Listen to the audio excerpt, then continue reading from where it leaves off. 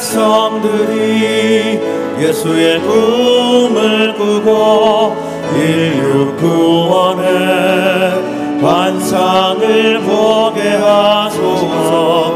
한 손에 복음 들고 한 손에 사랑을 들고 온 땅 구석구석 누비는 나라 되게 하소서.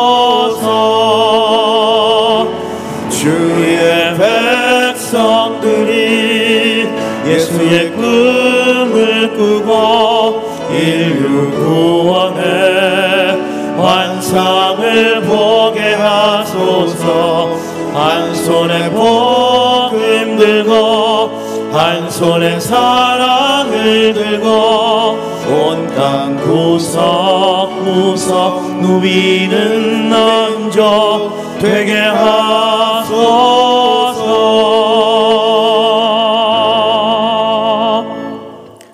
오직 여호와는 그 성전에 계시니 온 땅은 그 앞에서 잠잠할지니라 하시니라.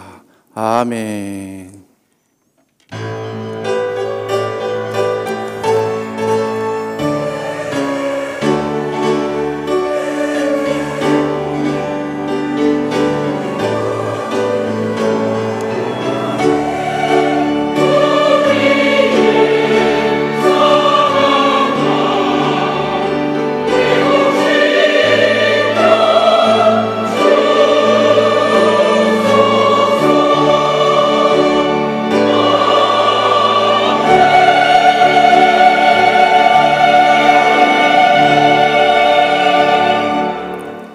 거룩하신 하나님 아버지, 지난 한 주간도 저희들을 사랑의 눈길로 바라보시고 능력의 손으로 붙잡아 인도해 주신 은혜에 감사와 영광과 찬양을 올려드립니다. 민족의 대명절인 설을 앞두고 많은 사람들이 육신의 부모 형제를 찾아 떠나는 이때에 영원한 영의 아버지이신 하나님 아버지를 잊지 않고 예배 자리에 나온 우리의 예배를 기쁘게 받아주시고 흠양하여 주시옵소서. 이 아침도 주님께서 세우신 최정배 목사님의 입술을 통하여 친히 말씀하여 주셔서 하늘의 신령한 복과 이 땅의 기름진 복을 충만히 받는 은혜의 시간 되게 하옵소서. 이 모든 말씀 예수님의 이름으로 기원하옵나이다. 아멘.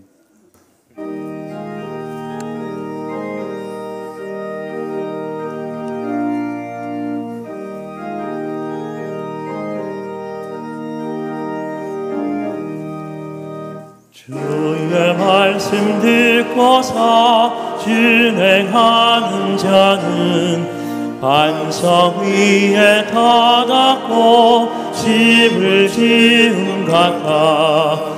비가 오고 물나며 바람 부딪혀도 반석 위에 세운 집 무너지지 않네.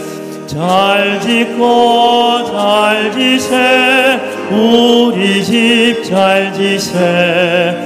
만세 반석 위에다 우리 집 잘 지세.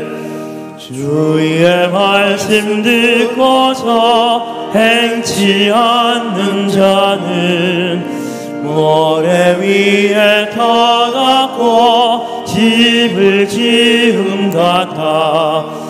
비가 오고 물나며 바람 부딪힐 때 모래 위에 세운 집 크게 무너지네. 잘 짓고 잘 지세 우리 집 잘 지세. 만세 반석 위에다 우리 집 잘 지세.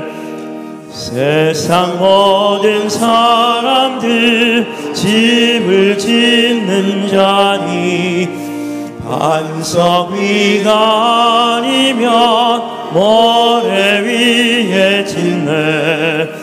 우리 구주 오셔서 지은 상을 줄 때 세운 공로 따라 가서 영영상 벌 주리. 잘 짓고 잘 지세 우리 집 잘 지세 만세 반석 위에 나 우리 집 잘 지세. 어리석은 자는 그의 마음에 이르기를 하나님이 없다 하는도다.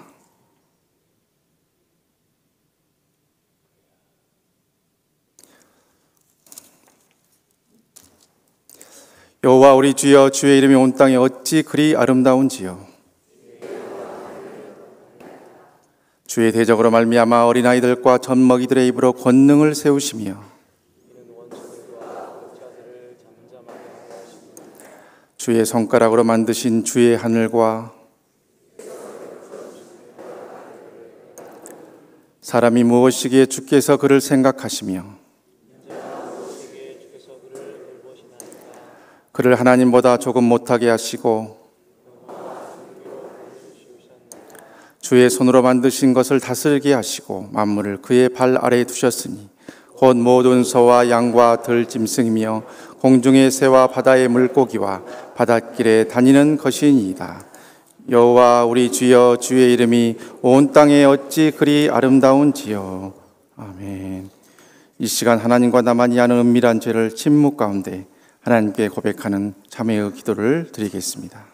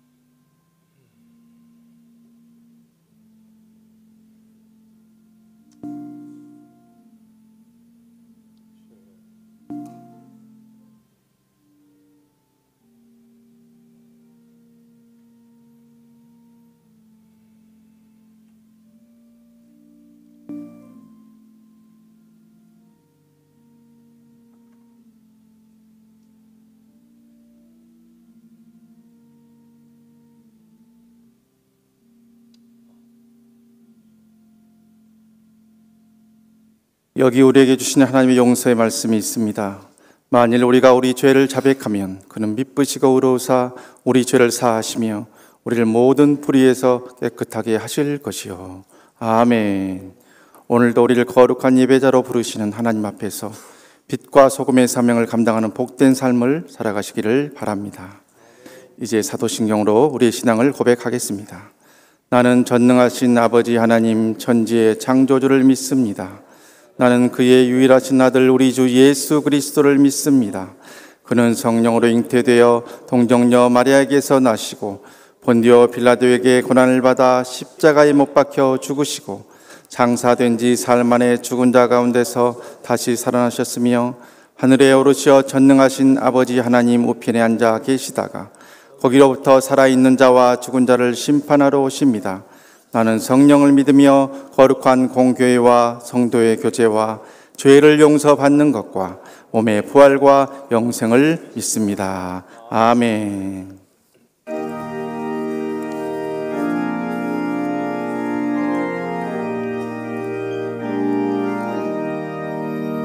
예수가 함께 계시니 시험이 오나건대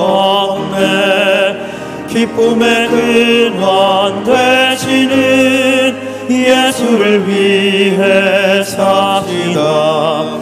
날마다 주를 섬기며 언제나 주를 기리고 그 사랑 안에 살면서 딴 길로 가지 맙시다. 이 세상 사는 동안에 주 이름 전파하면서 무한한 복락 주시는 예수를 위해 삽시다. 날마다 주를 섬기며 언제나 주를 기리고 그 사랑 안에 살면서 딴 길로 가지 맙시다. 이 세상 친구 없어도 예수는 나의 친구니 불의한 일을 버리고 예수를 위해 삽시다. 날마다 주를 섬기며 언제나 주를 기리고 그 사랑 안에 살면서 딴 길로 가지 맙시다. 주께서 심판하실 때 잘했다 칭찬하리. 이러한 상급 받도록 예수를 위해 삽시다. 날마다 주를 섬기며 언제나 주를 기리고 그 사랑 안에 살면서 딴 길로 가지 맙시다.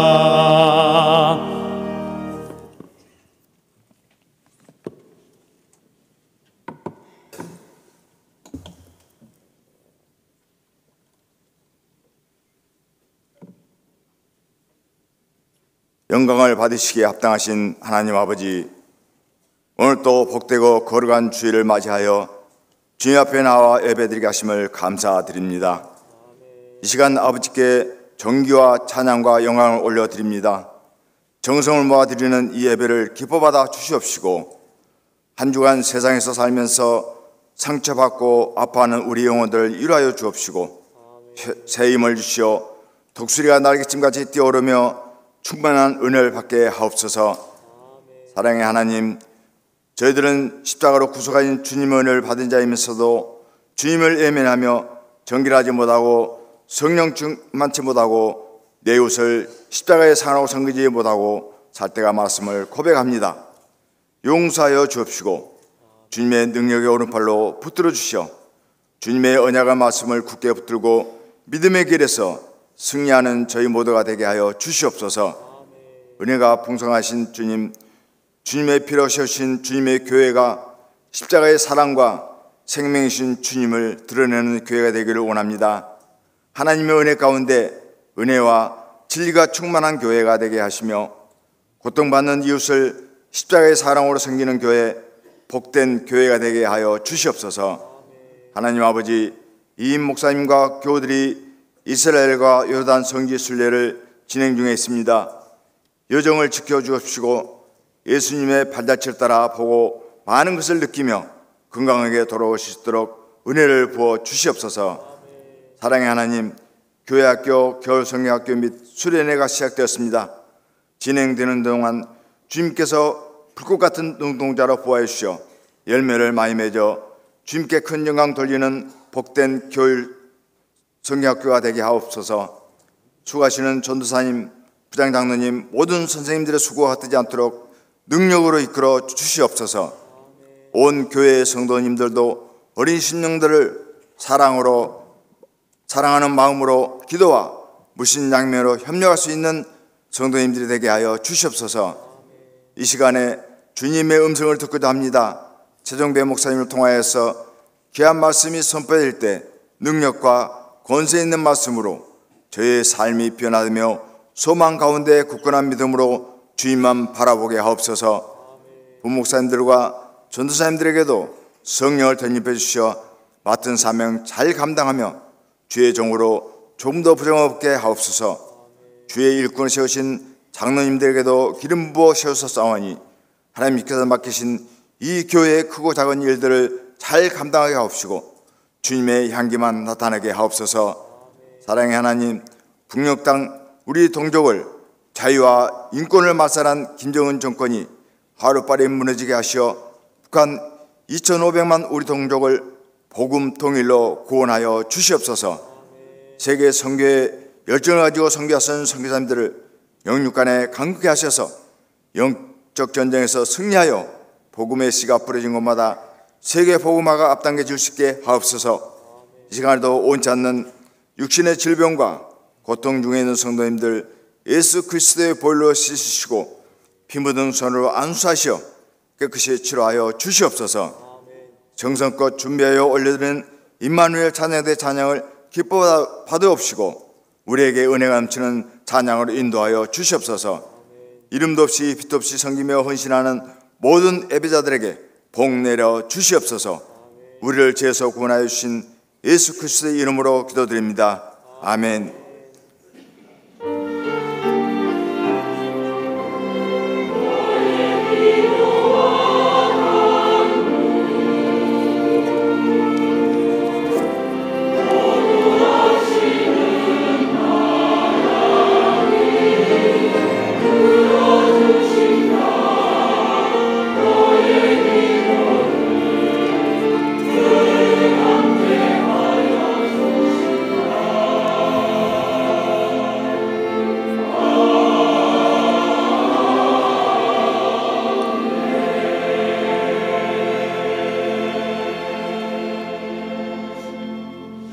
한 주간 평안하셨습니까? 우리 좌우에 있는 분들과 인사하겠습니다. 새해 복 많이 받으세요.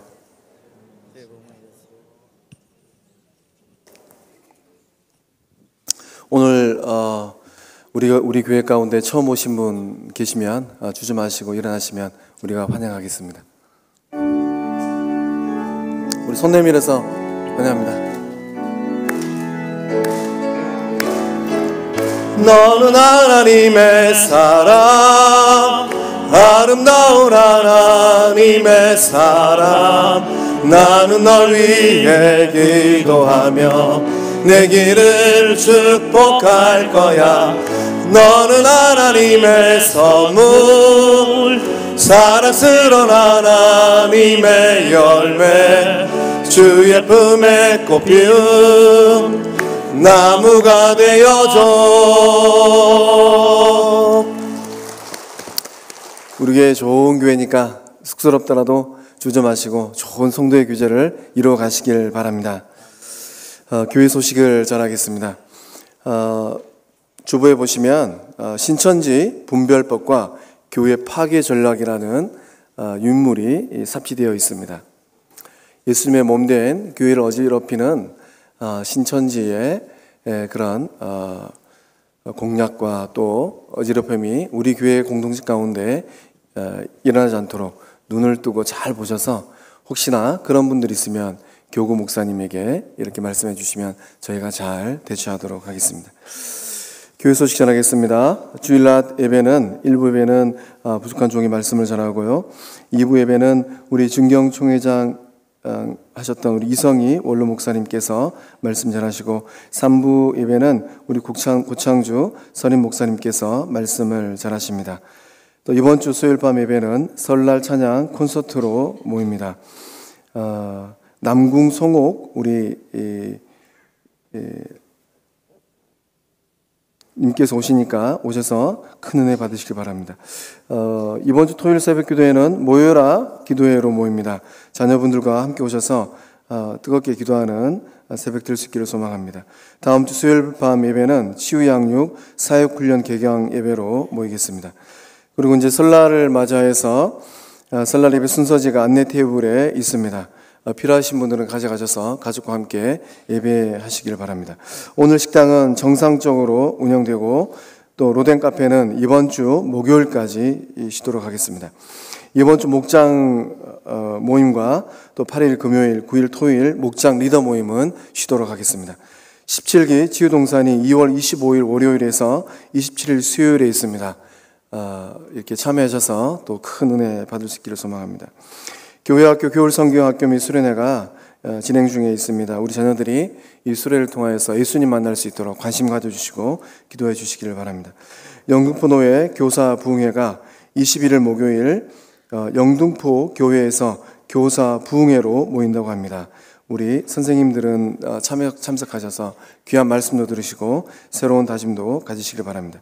영등포노회 교사교육이 영등포노회 주관으로 2월 28일 목요일부터 6주간 매주 목요일 오후 7시 30분 영등포 교회에서 진행된다고 합니다. 또 참석하셔서 우리 선생님들도 좋은 교육 받으시길 바랍니다. 제8기 아기학교가 3월 7일 목요일부터 10주간 매주 목요일 오전 10시 기쁨홀에서 진행됩니다.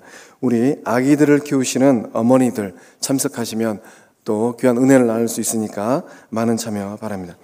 건강검진 특별 할인이 주보에 기록되어 있습니다. 혹시 건강검진 받으실 분들은 전화하셔서 많은 할인 혜택 받으시길 바랍니다. 또 모집 보시고요. 또 오늘 모임 보시고 특별히 또 우리 권기순 권사님 부친 또 이남희 성도님 또 장례가 있었습니다. 우리 교우들 위로하여 주시고 또 천국의 소망으로 또 기도해 주실 때 이 슬픔 가운데 하나님의 위로가 임할 줄로 믿습니다. 우리 함께 일어나서 하나님 앞에 예물 드리도록 하겠습니다.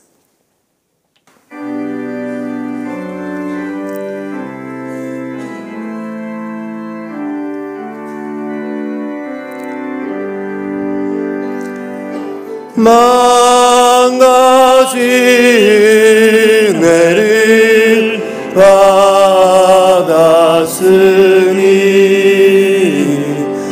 내 평생 슬프나 즐거우나 이 몸을 온전히 주님께 바쳐서 주님만 위하여 늘 살겠네.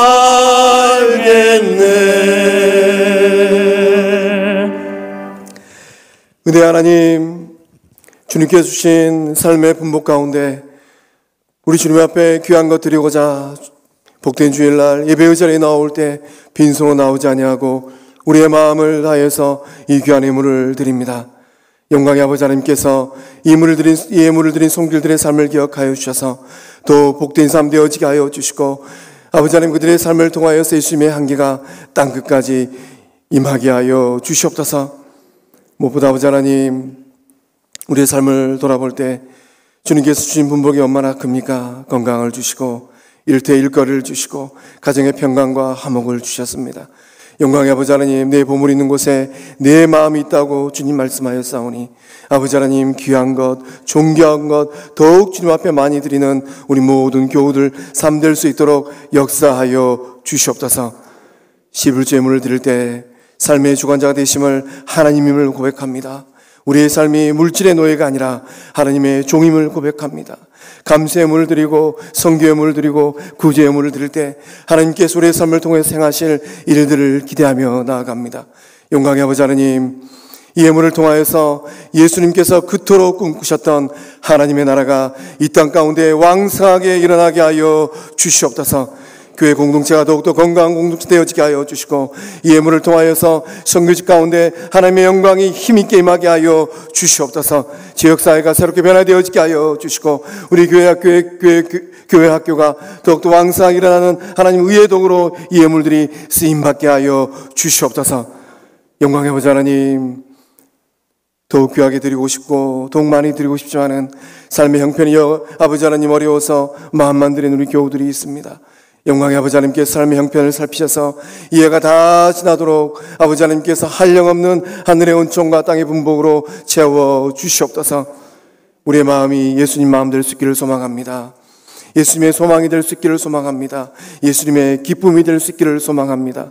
아버지 하나님, 특별히 예배의 자리에 나오기를 소망하지만은 건강이 좋지 않아 해서 아버지 하나님 예배의 자리에 나오지 못한 우리 환우들의 삶을 기억하여 주시옵소서. 성령 하나님께서 치료하는 광선을 비춰주셔서 회복케 하여 주시고 낫게 하여 주시고 고침받게 하여 주시옵소서. 특별히 아버지 하나님 이스라엘에서 성시 순례 중인 우리 윗 목사님과 우리 교우들 하나님 그 발걸음을 기억하여 주시기를 소망합니다. 예수님을 만나게 하여 주시고 발걸음 닿는 곳곳마다 하나님의 손길을 느끼는 거룩한 순례정 되어지게 하여 주시옵소서. 예배의 자리로 나아갈 때 겸허한 마음으로 나아갑니다. 주님만을 바라보게 하여 주시고 하나님만을 앙망하는 우리 모두 되게 하여 주시옵소서. 예물을 받으시고 우리의 삶에 한량없는 은혜를 부으실 하나님의 영광을 바라보며 예수님의 이름으로 축복하며 기도하옵나이다. 하나님께서 이 아침 우리에게 주신 말씀은 구약성경 창세기 13장 14절로 18절의 말씀입니다. 하나님의 말씀을 받들어 봉독합니다. 롯이 아브람을 떠난 후에 여호와께서 아브람에게 이르시되 너는 눈을 들어 너 있는 곳에서 북쪽과 남쪽 그리고 동쪽과 서쪽을 바라보라. 보이는 땅을 내가 너와 내 자손에게 주리니 영원히 이르리라. 내가 내 자손이 땅에 티끌 같게 하리니 사람이 땅에 티끌을 능히 셀 수 있을진데 내 자손도 세리라. 너는 일어나 그 땅을 정과 행으로 두루 다녀보라. 내가 그것을 내게 주리라. 이에 아브람이 장막을 옮겨 헤브론에 있는 마므레 상수리 수풀에 이르러 거주하며 거기서 여호와를 위하여 제단을 쌓았더라. 아멘. 이 말씀은 살아계신 하나님의 말씀입니다.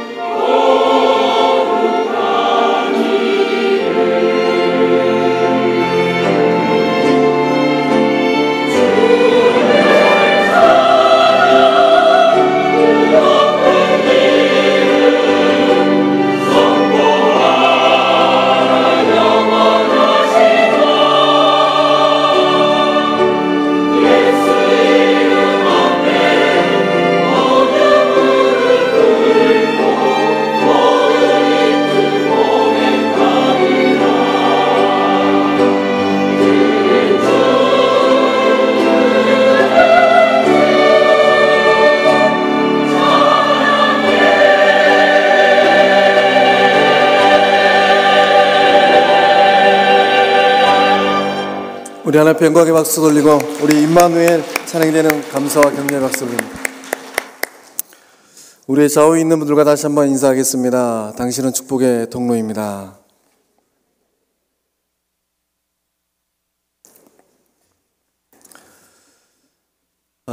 이제 며칠 있으면 음력으로 새해가 시작됩니다. 우리 마음속에 있는 새해가 이 구정, 이 설을 보내고부터 시작되지 않나 하는 생각을 해봅니다. 19년도 한 달이 지나고 이제 2월을 시작하는 이 시점에 다시금 새 힘을 얻어서 복된 하나님의 축복의 통로로 쓰임받는 우리 모두가 될 수 있기를 주님의 이름으로 축복합니다. 세상을 살아가면서 인생살이 가운데 역경과 어려움은 없을 수가 없습니다. 이런 역경과 어려움 앞에서 어떤 사람은 잘 헤쳐나가기도 하지만은 어떤 사람은 그 역경과 어려움 앞에서 주저앉기도 하고 자신의 복된 삶을 살지 못하는 경우도 많이 있습니다. 이 자리에 나와 있는 우리 성도님들은 어떻습니까? 살아온 인생의 살이가 고난과 역경 가운데서도 복된 삶을 잘 살고 계십니까? 네. 여러분이 복된 삶을 그렇게 살고 있는 이유는 무엇이라고 생각하십니까? 내가 잘나서일까요? 나의 능력이 출중해서일까요? 김주환 교수가 쓴 회복 탄성력이라는 책을 보면 우리가 인생을 살아가면서 이런 역경과 어려움을 딛고 일어나는 힘이 어디로부터 임하는가 하는 것을 알게 됩니다. 그 책을 보면 1950년대 한국 전쟁이 끝나고 하와이 카우아이 섬에서 있었던 연구를 짤막하게 요약해 주고 있습니다. 한국 전쟁 후에 이 하와이에 있는 카우아이 섬에는 많은 사람들이 밀집해서 살았답니다. 필리핀계 사람, 일본계 사람, 미국계 사람들이 막 뒤섞여서 살았다고 합니다. 근데 삶의 자리 여건이 굉장히 좋지 않았다고 해요. 환경적으로 좋지 못한 사람들이 밀집해서 모여 사는 그런 군락촌이 된 것입니다. 이런 환경 가운데 태어난 아이가 무려 800명이 넘었다고 합니다. 이 아이들의 인생이 어떻게 되었을까? 학자들이 이 800명이 넘는 아이들의 인생을 장장 20년 동안 뒤추적을 했습니다. 이 800명의 아이들 가운데서도 200명에 해당한 아이들은 굉장히 말할 수 없는 그런 어려움 가운데 열악한 환경에서 성장했다라는 거예요. 200명의 아이들은 어떤 삶을 살고 있을까? 200명의 아이들 가운데 3분의 2에 해당하는 대충 한 140명에 해당한 사람들은 성년이 되었을 때 빗나간 길, 또 자신의 삶을 잘 살지 못하고 있는 삶의 모습이었습니다.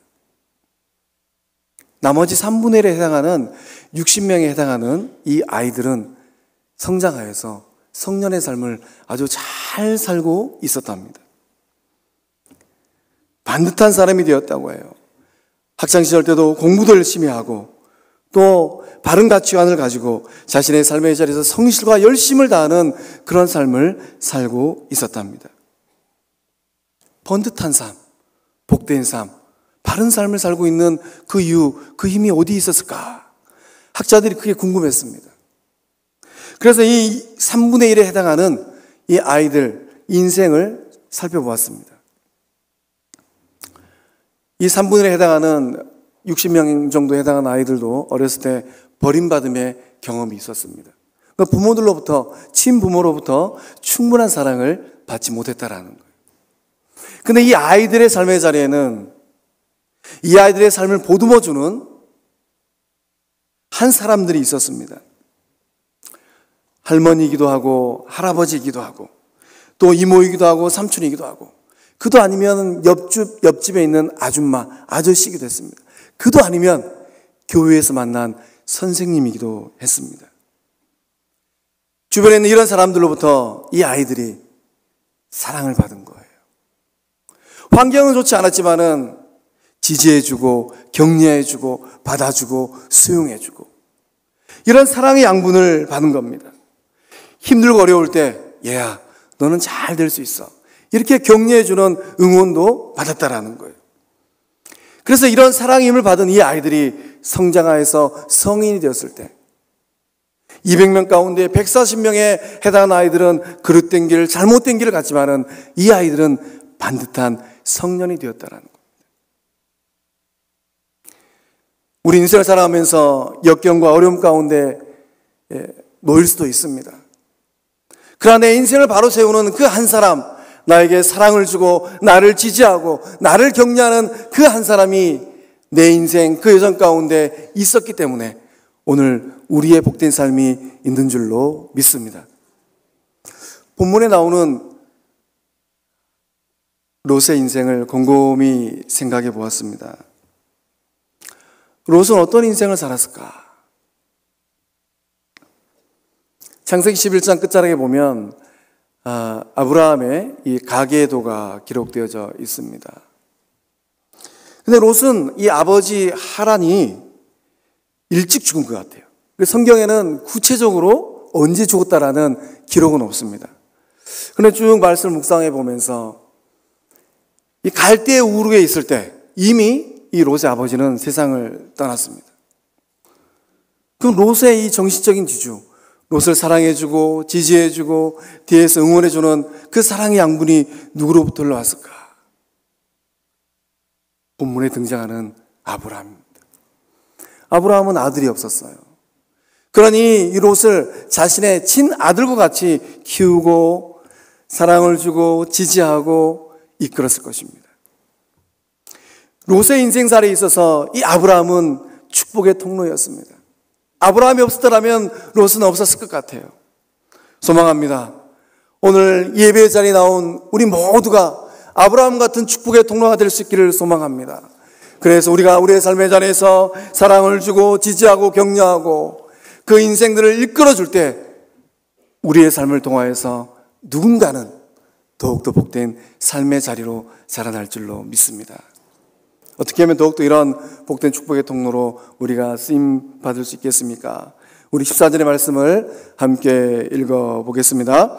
롯이 아브라함을 떠난 후에 여호와께서 아브라함에게 이르시되 너는 눈을 들어 너 있는 곳에서 북쪽과 남쪽 그리고 동쪽과 서쪽을 바라보라. 아멘.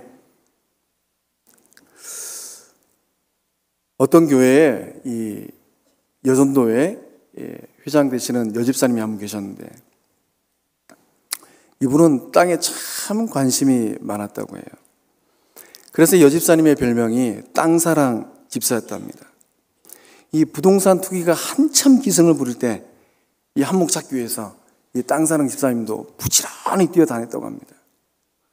이 여전도의 헌신예배가 이제 코앞인데 이 여전도의 헌신예배도 까맣게 잊어버리고 부동산 보러 다니고 아파트 보러 다니고 땅 보러 다녔다고 해요. 시간이 훌쩍 지나서 여전도의 헌신예배 시간이 되었습니다. 이 땅사랑 집사님이 이 또 여전도 회장님이니까 사회를 봐야 되잖아요. 그래서 불이 나게 이 사회보기에서 이 단상에 올라가서 신앙 고백은 틀리지 않고 잘했다고 합니다. 이제 그 다음에 찬송가를 불러야 되는데 우렁찬 목소리로 자신 있는 목소리로 이렇게 말을 했다고 합니다. 우리 모두 찬송가 백구동을 부르도록 하겠습니다. 여러분의 관심은 무엇입니까? 여러분 어디에 관심이 있습니까? 본문에 등장하는 롯은 어디에 관심이 있었을까요? 롯의 관심은 온통 땅입니다. 그래서 우리가 이제 이 앞에 있는 13장을 좀 더 읽어보면 롯이 얼마나 땅에 관심이 많은 사람인가 하는 것을 단번에 알 수 있습니다. 롯은 좀 더 기름진 땅을 갖고 싶었어요. 왜냐하면 기름진 땅이 있어야지 풀이 잘 자라고 풀이 잘 자라야지 더욱더 많은 양떼를 거닐 수 있기 때문입니다. 그래서 이제 이 롯은 온통 땅에 관심이 있었기 때문에 아버지와 같은 아브라함과 결별하는 것도 주저하지 않았습니다. 반면 아브라함은 어디에 관심이 있었을까요? 아브라함은 사람에게 관심이 있었습니다. 그래서 우리가 이제 이 13장의 말씀 가운데 저는 개인적으로 구약 성경 가운데 가장 주옥 같은 말씀이 이 아브라함 입에서 선포됩니다. 사람에 관심이 많았고 조카 롯을 그 누구보다 사랑했던 이 아브라함이 이렇게 얘기를 하죠. 네가 우하면 나는 좌하고 네가 좌하면 나는 우하리라. 롯의 관심과 아브라함의 관심은 많이 다른 것 같습니다. 오늘 이 자리에 나온 여러분은 무엇에 관심이 있습니까? 아마 이제 그 설이 코앞이어서 찾아다니면서 인사드릴 또 어르신들, 또 이제 설날 세뱃돈이 솔차게 나갈 텐데, 또는 이제 2019년을 통하여서 하나님께서 내 삶 가운데 어떤 일을 행하실까? 롯의 인생에서 최고의 선택은 아브라함을 따라 나서는 거였습니다. 반면에 롯의 인생에서 최악의 선택은 이 아브라함과 결별하는 거였어요.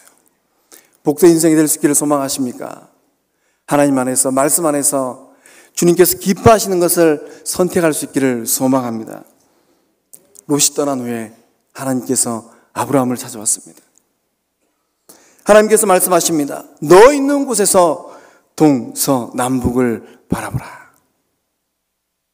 아브라함이 있는 그 삶의 자리, 너 있는 곳은 어떤 삶의 자리입니까? 막 기쁘고 즐거운 자리일까요?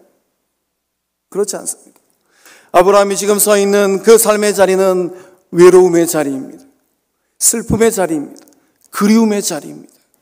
아쉬움의 자리입니다. 일평생토록 아들처럼 키우고 애굽도 같이 가고 광야 생활도 같이 하고 목축도 같이 한 그 아들 같은 롯이 떠나버렸습니다. 그 마음이 얼마나 허전했겠습니까? 자신을 떠나가는 그 롯의 뒷모습을 보면서 마냥 이 롯이 돌아오기를 또 생각했을지도 모릅니다. 지는 상향을 바라보면서 롯은 잘 지내고 있을까? 이렇게 그리웠을지도 모릅니다. 환경적으로는 답답하기 그지없습니다. 비옥한 땅은 롯이 다 차지해버렸어요. 이제 이 많은 양떼들을 어떻게 먹인다? 이 척박한 땅에서 이 목자의 생활을 어떻게 한다? 이런 생각을 하니까 머리가 지끈지끈 무거웠을 것 같습니다. 척박한 황무지, 기근이 있는 땅, 외로움의 땅, 그 자리에 하나님이 찾아오셨습니다. 여러분이 서 있는 자리는 어떤 자리입니까? 하나님은 힘들고 외로울 때, 낙담될 때 찾아오셨어요. 그리고 지금 보고 있는 것이 전부가 아니라고 말씀하셨습니다. 내 눈을 들어서 동쪽과 남쪽과 북쪽과 서쪽을 바라보라고 말씀하셨습니다. 하나님은 현재를 넘어서 미래를 보기를 원하십니다. 복된 삶이 되기를 원하십니까? 오늘 넘어서 내일을 볼 수 있기를 소망합니다. 말씀하신 하나님은 아브라함에 이렇게 말씀하시는 거예요. 아브라함, 힘내라. 내가 너와 함께 있어 새로운 미래를 열 것이다. 그리고 모든 사람들이 너의 삶을 통하여서 경이로운 것을 목격하게 될 것이다. 아브라함은 의지할 롯이 떠나버렸습니다. 현실적인 소망도 눈에 보이지 않습니다. 바로 그때 하나님의 위로가 이 아브라함에게 임한 줄로 믿으시길 바랍니다. 이사야 40장 1절의 말씀에는 이렇게 기록되어져 있습니다. 우리 함께 읽어보겠습니다. 너희의 하나님께서 이르시되 너희는 위로하라. 내 백성을 위로하라. 아멘. 하나님은 그 백성을 위로하기를 원하시는 거예요. 그래서 하나님은 이 아브라함의 그 삶의 자리에 찾아와서 너의 눈을 들어서 보라고 말씀하신 겁니다. 롯은 자기만을 생각한 삶을 살았던 것 같아요. 롯은 물질만 보고 결정했습니다. 근데 하나님 우리에게 원하시는 게 뭡니까? 나만 보지 말고 물질만 보지 말고 가정도 보고 교회도 보고 이웃도 보고 세상도 보라라는 거예요. 그 가운데 의기소침해 있는 삶, 아픔과 눈물이 있는 삶, 낙담된 삶을 살고 있는 이들이 있다면 가서 위로하고 격려하라는 겁니다. 축복의 통로는 어떻게 이루어집니까? 우리의 삶을 통하여서 누군가를 위로하고 누군가를 지지하고 누군가를 격려할 때 이 축복이 흘러갈 줄로 믿습니다. 김영주 목사님께서 약 7년 전에 저에게 오셔서 고난 아주 특별한 밤에 귀한 말씀을 전해주셨습니다. 이 목사님의 말씀을 들으면서 제 마음 가운데 깊이 박혀있는 이 목사님의 이야기가 있습니다.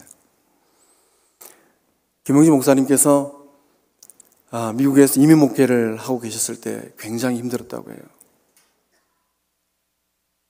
목회도 힘들었지만은 더욱 힘든 게 이 우울을 앓고 계시는 사모님이었습니다. 사모님께서 아주 깊은 우울을 앓고 계셨다고 합니다. 그러니까 가정적으로 가정에 가면 힘들어하는 아내가 있으니까 힘들고, 또 이민 목회가 얼마나 힘듭니까? 교회 가면 교회 나름대로 힘들고, 이 목사님이 너무 마음이 낙담되어 버렸다고 합니다. 이 목사님 마음 가운데 너무 힘들다, 몸도 지치고 마음도 지치니 죽고 싶은 마음이 가득했다고 합니다. 그래서 높은 빌딩에 올라가면 막 뛰어내리고 싶고, 또 이제 집 부근에 있는 미시간 호숫가에 가면 이 호숫가에 딱 서 있으면 물이 막 들어오라고, 들어와 막 이랬더라는 거예요. 목회자로 인생을 살아가면서 얼마나 삶이 힘들고 고단했으면 죽고 싶었겠습니까? 하루는 집무실 이 전화기에 부재중 전화가 한 통 와 있었답니다. 그 자동 응답기에 응답된 거죠. 그래서 이제 딱 버튼을 눌러보니까 낯선 여성의 목소리가 있었습니다. 그러면서 이 여성이 이 사모님의 이름을 부르면서 이렇게 얘기하더랍니다. 두려워하지 말라, 염려하지 말라, 하나님께서 당신의 가정의 어려움을 다 알고 있습니다. 그리고 전화번호를 딱 남겨놨답니다. 목사님 좀 궁금해지셨대요. 아니, 이분이 어떻게 내 아내의 이름을 알고 우리 가정이 형편할까? 그래서 남겨진 전화로 전화를 뚝뚝뚝 했답니다. 누구십니까? 저는 아무개 교회 목회자 누구인데요. 오늘 메시지 남기신 분이 누굽니까? 어떻게 해서 또 저희 아내의 이름을 알았습니까? 이렇게 물어보니까 그 메시지를 남기신 분이 그 자초지정을 얘기하더랍니다. 이 여성은 오순절 교통의 교회를 다니는 성도님이셨어요. 기도하는데 성령님께서 전화번호를 하나 가르쳐주고 이름을 가르쳐주더랍니다. 그리고 이 번호로 전화를 해서 두려워 말라, 놀라지 말라, 내가 다 알고 있으니 힘내라, 이런 메시지를 전하라 했다라는 거예요. 목사님이 이 얘기를 듣고 깜짝 놀라버렸습니다. 나만 힘들어하고 나만 고통 가운데 있는 줄 알았는데 하나님께서 다 알고 계셨구나. 생면부지의 한 여인을 통하여서 하나님은 나의 아픔과 어려움을 기억하시고 바라보시고 관여하고 계시는구나. 목사님이 이 한 통의 메시지를 듣고 새 힘을 얻어서 어려움을 잘 이겨냈습니다. 그때 어려움을 이겨내지 못하고 목회를 접거나 아니면 또 나쁜 생각을 했더라면 아마 오늘의 동안교회 김영준 목사님은 계시지 않을 것 같아요. 하나님은 어떤 분입니까? 하나님은 나의 삶의 자리를 방관하시는 분이 아닙니다. 하나님 나 홀로 있을 때, 내가 눈물을 짓고 있을 때, 하나님 내가 힘들고 괴로워할 때 누군가가 너무 보고 싶어서 밤잠을 자지 못하고 이제는 천국 가면 볼 수 있겠구나, 그렇게 괴로워할 때, 내 삶이 너무 공공하여서 경제적으로 너무 힘들 때 하나님은 그렇게 찾아오셔서 위로하시는 분인 줄로 믿습니다. 오늘 그 하나님을 만나시길 바랍니다. 오늘 그 하나님을 만날 때 우리가 새 힘을 얻고 새롭게 일어날 줄로 믿습니다. 17절의 말씀을 함께 읽어보겠습니다. 너는 일어나 그 땅을 종과 형으로 두루 다녀보라. 내가 그것을 내게 주리라. 아멘. 하나님께서 아브라함에게 또 뭐라고 말씀하십니까? 의기소침해서 주저앉아 있지 말라라는 거예요. 절망을 딛고 일어나라라는 겁니다. 롯이 떠난 후에 이 아브라함은 인간적인 외로움과 허탈감에 빠져 있습니다. 하나님은 이런 아브라함에게 두 가지 중요한 약속을 하셨습니다. 땅에 대한 약속과 또 후손에 대한 약속을 하셨습니다. 이 땅에 대한 약속을 곰곰이 살펴보니까 참 놀라워요. 15절 말씀 보니까 보이는 땅을 내가 너와 네 자손에게 주리니 그 뒤에 따라오는 말씀이 10년 주겠다, 20년 주겠다, 100년 주겠다고 말씀하시지 아니하시고 영원히 주겠다라고 말씀하십니다. 저는 영원이라는 단어 가운데 깜짝 놀랐습니다. 예수님 오시기 수천 년 전의 일이에요. 근데 하나님은 아브라함에게 그 땅을 말씀하시고 그 땅을 그 자손들에게, 아브라함의 자손들에게 주셨습니다. 우리가 이스라엘 역사를 잘 아는 것처럼 아수르가 침략하고 바벨론이 침략해서 속국이 되지 않았습니까? 그런데 하나님은 그 땅을 지켜내셨어요. 그 땅 가운데 누가 오셨습니까? 예수님이 오셨어요. 우리 하나님은 그런 분인 줄로 믿습니다. 약속하시면 반드시 지키시는 분이에요. 더욱 복된 삶을 사는 비결은 무엇입니까? 내 마음 가운데 말씀하시는 하나님의 그 말씀을 가지고 있어야 돼요. 이 땅은 하나님이 영원히 주시는 땅이구나. 이 말씀이 있을 때 우리가 승리할 줄로 믿습니다. 그 다음에 자손에 대한 약속을 하셨습니다. 아니 지금 친자도 아니고 아들 같은 조카로 옷이 떠나버렸는데 아무도 없는데 이런 나에게 셀 수 없이 많은 자손을 주시겠다. 얼마나 놀라운 약속입니까? 한편으로 생각해 보면 이 약속이 이루어질 수 있을까? 이런 반문이 들 정도로 엄청난 축복의 약속입니다. 이 두 가지 복의 말씀을 하시고 하나님이 아브라함에게 최소한의 것을 말씀하십니다. 일어나 걸으라는 거예요. 일어나 그 땅을 종과 행으로 두루 다녀 보라라는 겁니다. 주저앉아 있지 말라라는 거예요. 말씀이 들어왔으면은 그 말씀 붙들고 실험해보고 최소한의 그 반응을 보여보라라는 겁니다. 아직 손에 쥔 땅 한 평 없습니다. 내 눈에 보이는 자식은 더더군다나 멉니다. 그런데 그것을 바라보고 움직여 보라라는 거예요. 발로 걸어보고 손으로 만져보고 눈으로 보라라는 겁니다. 오늘을 살고 우리들에게도 하나님은 우리의 최소한의 반응을 요구하십니다. 독수리가 창공을 날 때 어떻게 합니까? 그냥 둥지에 가만히 있으면 그냥 바람이 불어와서 독수리가 창공을 날 수 있게 해줍니까? 독수리는 좋은 바람이 불 때 최소한 반응을 보여야 돼요. 그 둥지에서 뛰어오르거나 절벽에서 뛰어올라야 됩니다. 또 바람을 타기 위해 최소한의 날개짓을 퍼덕여야 됩니다. 가만히 있으면은 아무리 좋은 언약의 말씀이 들려와도 하나님의 역사는 일어나지 않게 되는 겁니다. 어떻습니까? 오늘의 삶을 살아가면서 하나님의 말씀 앞에 몸부림치는 그런 행동이 있습니까? 시카고 대화재 당시에 한 상점이 완전히 전소되어 버렸습니다. 깨끗하게 다 버렸어요. 주변에 있는 상인들이 이제 저 집은 이제 다 끝났다. 저 집은 이제 장사 다 했다. 저 집 이제 뭐 해먹고 사노? 이렇게 걱정했다고요. 그런데 다음날 그 다 타버린 가게 앞에 간판이 하나 걸리고 그 간판에는 이런 글귀가 적혀 있었답니다. 이 집의 모든 것은 다 타버렸습니다. 그러나 제 아내와 자식들과 희망은 아직 타지 않았습니다. 내일부터 정상 영업합니다. 우리 안에 말씀하시는 성령님께서 우리를 추동할 때 바로 이러한 일들이 난 줄로 믿습니다. 소망이 없는 그 자리에서도 뭔가 다시금 재개할 수 있는 힘과 능력, 그것을 누가 주시는가? 성령님께서, 성부 하나님께서, 우리 성자 예수님께서 주신 줄로 믿습니다. 우리가 바라봐야 될 것은 무엇입니까? 나의 힘든 삶의 자리가 아니에요. 하나님께 장차 이루실 그 땅입니다. 종과 행으로 두루다녀보면서 하나님께서 어떤 일을 어떻게 이루실까? 그 발걸음을 떼는 겁니다.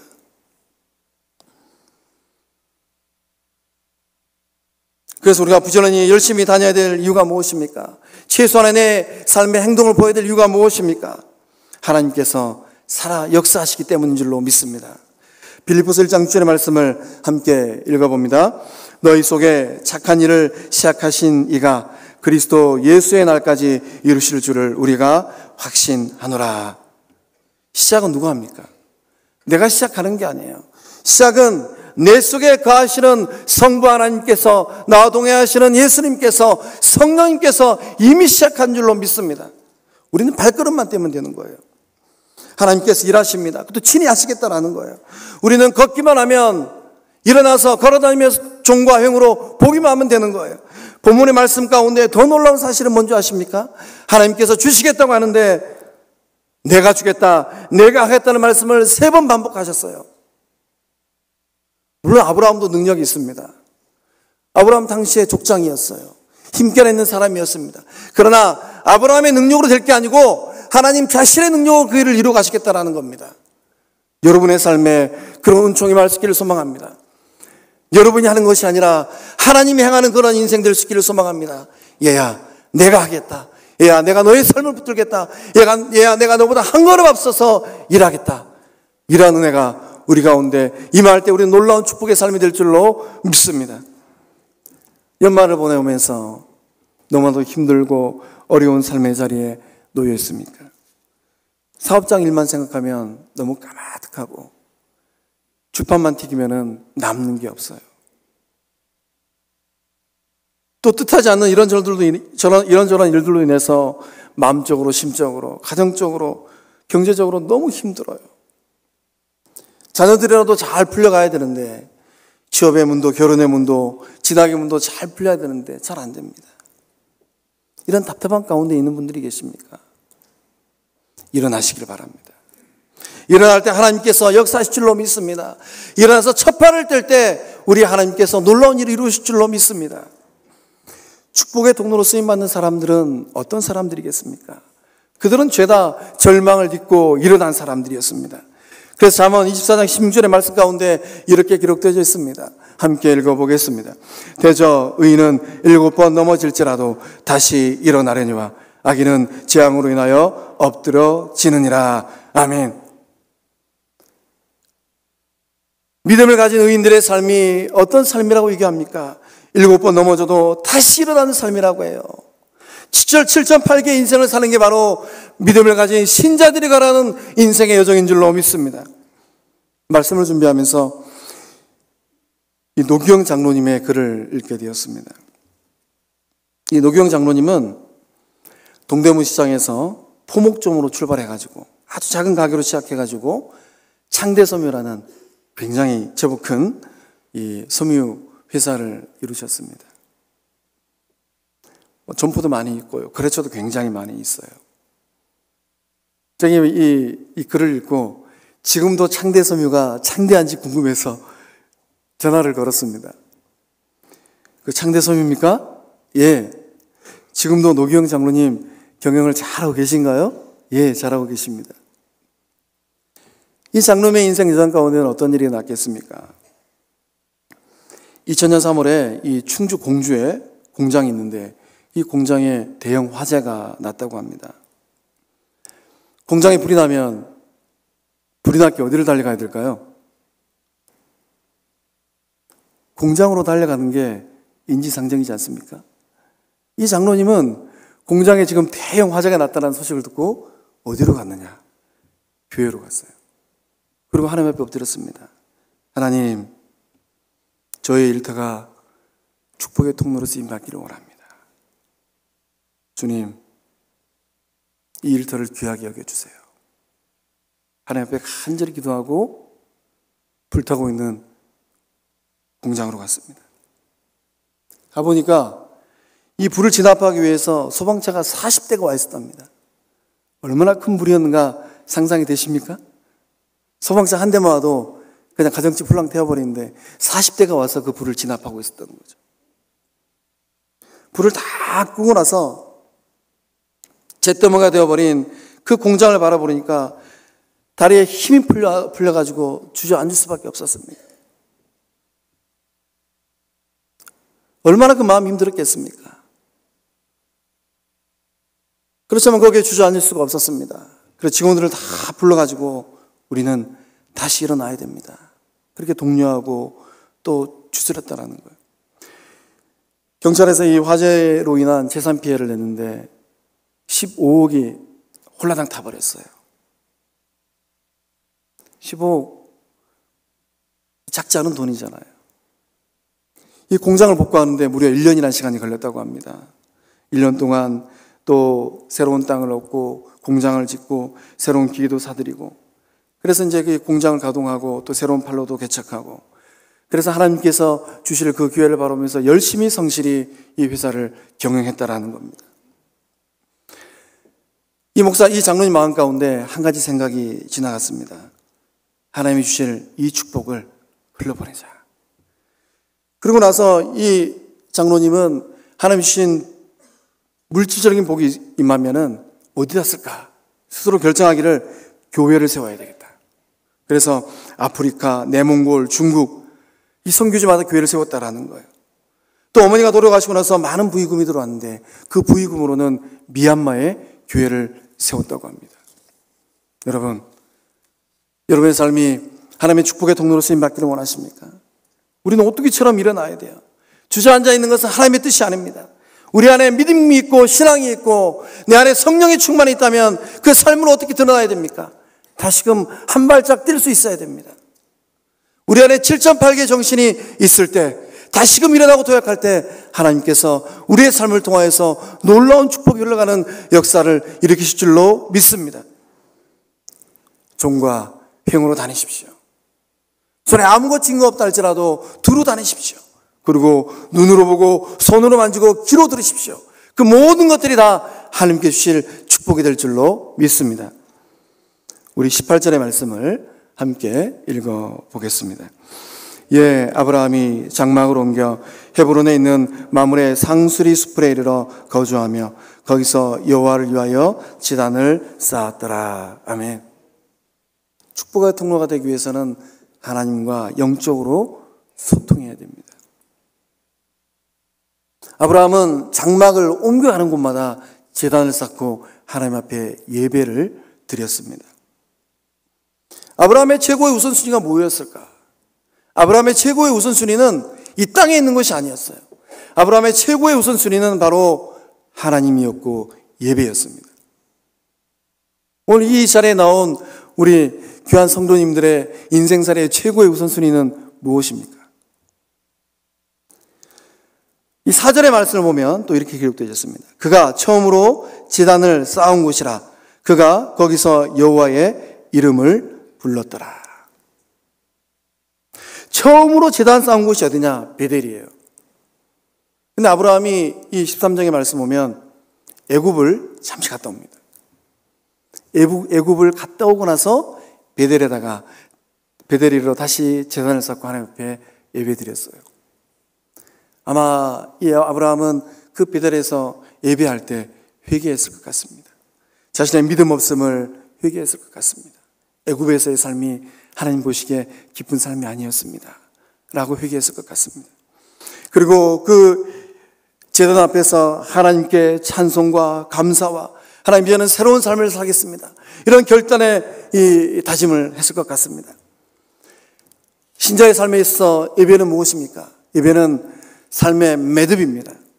그래서 한 주간의 삶을 살고 이 거룩한 주일날 이 예배당에 나와서 무릎을 조아리고 머리를 조아리고 마음을 모으고 기도하면서 예배하며 나아갈 때 이 삶이 매듭 지어지는 겁니다. 아브라함은 그 예배를 통하여서 하나님을 만났습니다. 그리고 다시금 일해내야 되겠다, 이런 결단과 용기를 얻게 된 것입니다. 세상 사람들은 우리가 아무리 얘기해도 귀를 닫아버리는 경우가 종종 있습니다. 그러나 예배의 자리에 나와서 우리가 작은 신음이라 할지라도 우리의 신음을 귀담아 듣는 분이 있습니다. 그분이 누굽니까? 하나님이라는 거예요. 하나님은 이 제단을 쌓고 예배하며 찬송하는 아브라함의 그 소리에 귀를 기울이신 줄로 믿습니다. 오늘 우리 가운데 우리의 삶의 자리에 이런 하나님의 귀 기울이심이 충만할 수 있기를 소망합니다. 우리가 예배의 자리에 나와서 하나님 앞에 작은 소리로 기도할 때 하나님 귀를 쫑긋 열고 우리의 기도를 귀담아 들으신 줄로 믿습니다. 조지 포먼이라는 권투 선수가 있습니다. 너무나도 유명한 권투 선수죠. 근데 이 포먼이 나이 45세의 나이로 권투에 재기했습니다. 45세는 운동선수들에게는 재기하기에는 너무 늦은 나이입니다. 그런데도 이 조지 포먼은 45세 늦각의 나이에 이미 10년 전에 은퇴를 했음에도 불구하고 다시 링 위에 오릅니다. 45 나이에 링에 올라서 도전했는데 그때 챔피언이 누구냐면 마이클 무어였습니다. 마이클 무어는 몇 살이었느냐? 29살이었다고 해요. 그러니까 20대 청년과 40대 중년이 링 위에서 복싱을 하는 겁니다. 조지 포먼 잘 싸웠을까요? 제가 이렇게 기사를 검색해 보니까 엄청 두들겨 맞았답니다.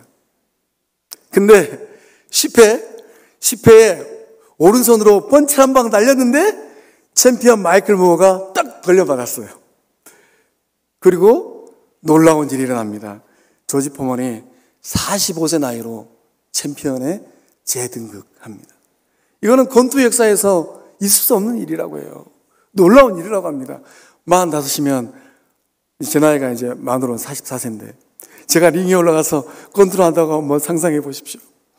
그리고 20대 청년과 게임을 한다고 한번 상상해 보십시오. 머리는 희끗희끗해서 이제 중년이 되었는데 게임을 잘 뛸 수 있었겠습니까? 대부분의 사람들은 이 조지 포먼이 왜 다시 링 위에 올라갔는지 그 이유를 모릅니다. 이 포먼은 이 청년 시절 때 굉장히 난폭하고 성미가 고약한 사람이었다고 합니다. 근데 예수님을 만났어요. 예수님 만나고 사람이 달라졌습니다. 포악한 사람, 성미가 고약한 사람이 친절한 사람, 온수한 사람이 되었어요. 건방진 사람이 겸손한 사람이 되었습니다. 그리고 이제 35 나이에 이 복싱계를 떠나고 나서 제2의 인생을 살게 됩니다. 제2의 인생을 살았는데 어떤 인생을 살았느냐? 복음 전도자로 10년을 살았습니다. 텍사스주에 있는 휴스턴 거리에 나와가지고 복음을 증거하면서 길거리에 방황하는 청소년들, 불황자들, 그들을 예수님께로 인도했습니다. 그래도 이 유명한 권투 선수니까 모아놓은 돈이 꽤나 있었지 않았겠습니까? 자기의 사비를 털어서 교회 건물도 짓고 또 이런 불황자들에게 먹을 것도 제공하고 또 마약과 범죄로 떠도는 청소년들을 일일이 불러가지고 카운슬링하고 옳은 길로 인도하는 이런 전도자의 삶을 10년 살았다라는 거예요. 청소년들을 너무 사랑해서 이들을 바른 길로 인도하고자 청소년 회관까지 지었다고 합니다. 10년이 지나고 나니까 주머니가 바닥이 났다고 합니다. 자기가 가지고 있는 돈이 거의 밑바닥을 드러낸 겁니다. 그때 포먼이 생각을 합니다. 하나님 나를 위해서 재정이 필요한데 이 재정을 어디서 가져올 수 있을까? 링 위에 다시 올라가자. 그리고 45세 중년이 샌드백을 치면서 스파링을 하면서 그 육중한 몸으로 링 위에 올라갔습니다. 10회까지는 늘씬 두들겨 맞았어요. 그리고 10회 때 하나님의 영광을 위하여서 다시금 그 삶을 드리고자 하는 이 조지 포먼이 승리한 줄로 믿습니다. 진정한 승리는 어떻게 이루어집니까? 이 포먼은 이렇게 고백을 합니다. 진정한 승리는 예수께서 자기를 위하여 이루어주신 거룩한 일에서 시작됩니다. 여러분의 인생이 승자 인생 될 수 있기를 소망합니까? 거룩한 일을 사모하십시오. 그 거룩한 일에 여러분의 삶을 드리십시오. 이 딸이 더 놀라운 고백을 합니다. 그 아버지 포먼에 대해서 뭐라고 고백하느냐? 아버지의 삶에서, 아빠의 삶에서 가장 중요한 일은 하나님을 찬양하며 예배드리는 일이었습니다. 예배가 가장 소중합니까? 예배를 가장 귀하게 여기십니까? 예배에 여러분의 인생을 모두 걸고 있습니까? 우리가 예배에 우리의 인생을 다 담을 때 우리 모두는 승리자의 삶이 될 줄로 믿습니다. 여러분은 자녀들에게 어떻게 인식되고 있습니까? 저도 이 포문의 이야기를 읽으면서 굉장히 부끄러웠습니다. 우리 아이들이 나를 훗날 어떻게 인식하고 뭐라고 고백을 할까?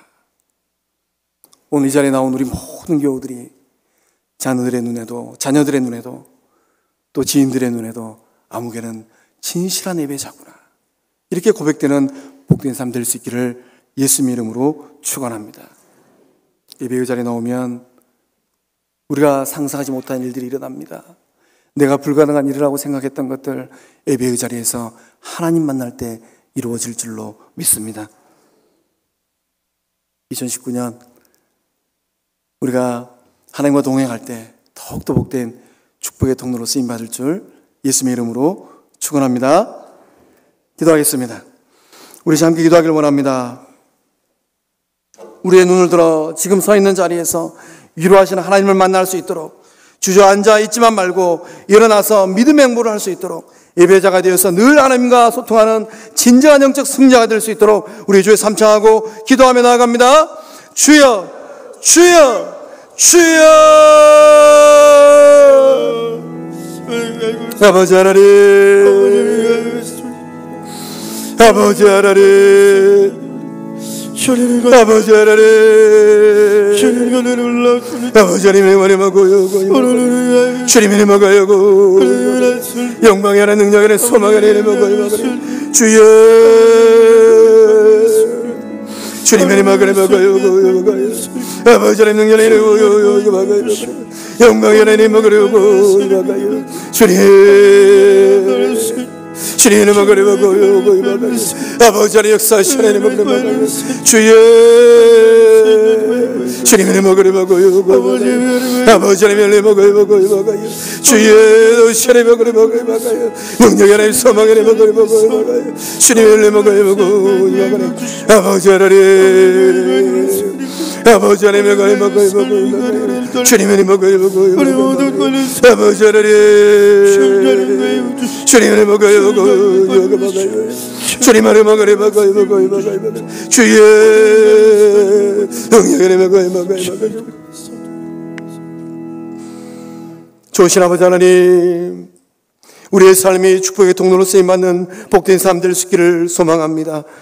영광의 아버지 하나님, 우리의 삶을 기억하여 주셔서 아버지 하나님, 우리의 삶에 어려움과 눈물과 아픔이 있을 때 성부 하나님 친히 위로하여 주시고 이끌어 주시고, 우리의 삶을 통하여서 고통 가운데 있는 이들 또한 위로받을 수 있는 은혜 임하게 하여 주시옵소서.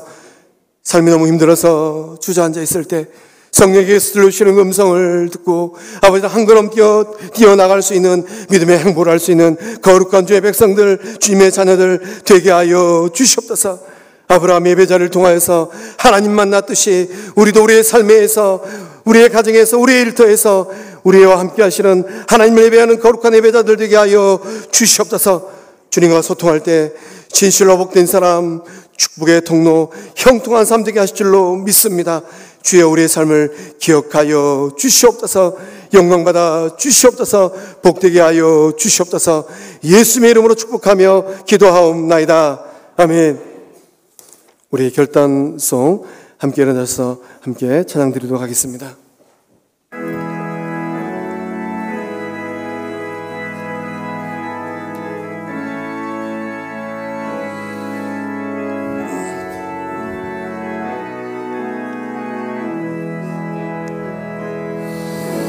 내게로부터 눈을 들어 주를 보기 시작할 때 주의 일을 보겠네.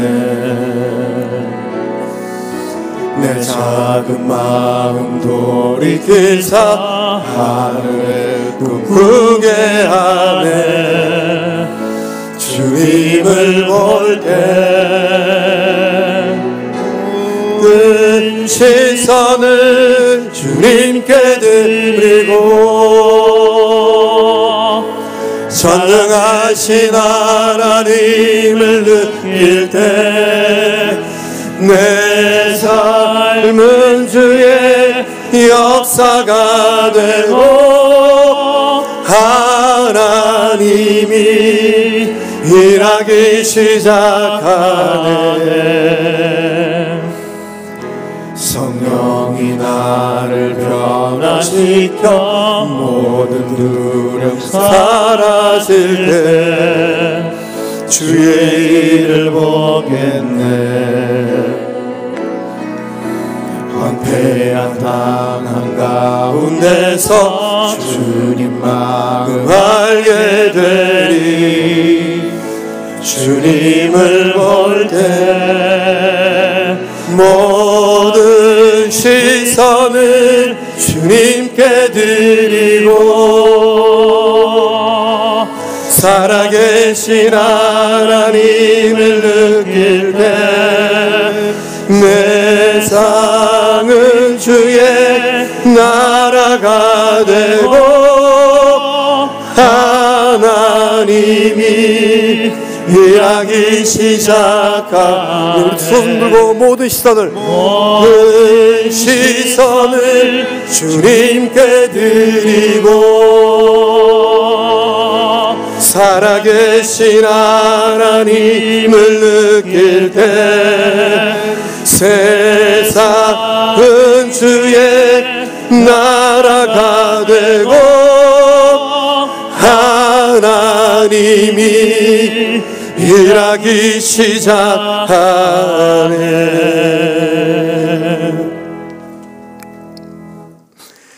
이제는 우리 주 예수 그리스도 은혜와 하나님의 사랑과 성령님의 교통하심의 역사가 내 삶을 들어 축복의 통로되기를 간절히 소망하는 우리 주하는 교회 모든 권속들의 삶과 가정과 일터 위에 그 자녀들을 위해 이제로부터 영원토록 함께 하시기를 축원하옵나이다. 아멘.